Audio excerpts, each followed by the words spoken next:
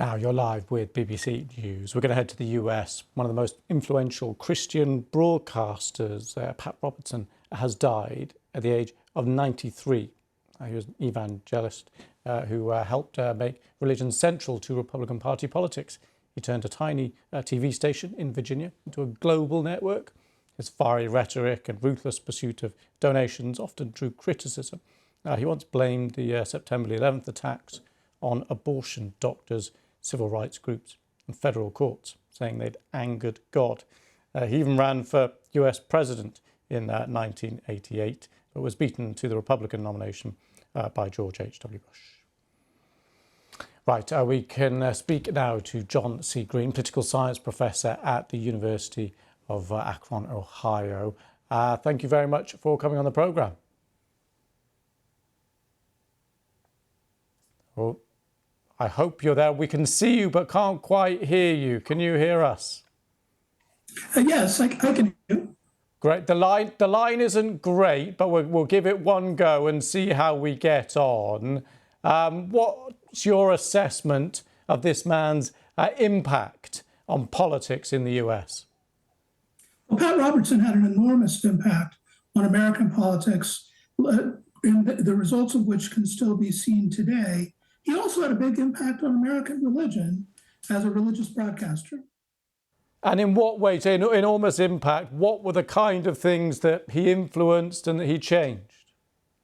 Well, I think in terms of a religious broadcaster, he created a series of innovations that made Christian broadcasting much more accessible to a broader audience, a much closer kind of broadcasting to the production values of the secular media, and that improved the communication among evangelicals.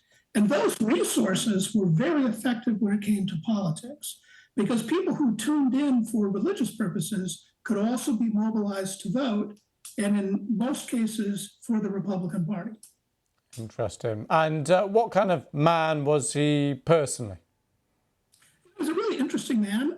He was really from the elite strata of American society. His father was a United States Senator from Virginia. He had a high quality elite education.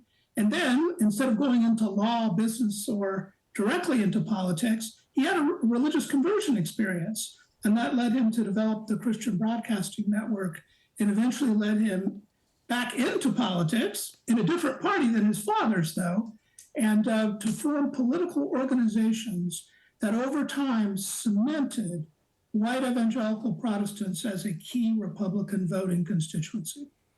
And what about those more controversial comments and views that he held? Well, Pat Robertson was really speaking in many cases to two audiences, to a religious audience that had particular views on hot button issues, but then, of course, at the same time, speaking to a broader audience of Americans. And some of his controversial statements were intentional because they were useful in mobilizing evangelical voters, first for Ronald Reagan and then for other Republican candidates. But, in some cases, the backlash from the non-evangelical audience was quite severe and created numerous problems for Robertson. And what do you view the state now on the power of evangelical Christianity in US politics? Well, evangelical Christians are a very important constituency in the Republican Party.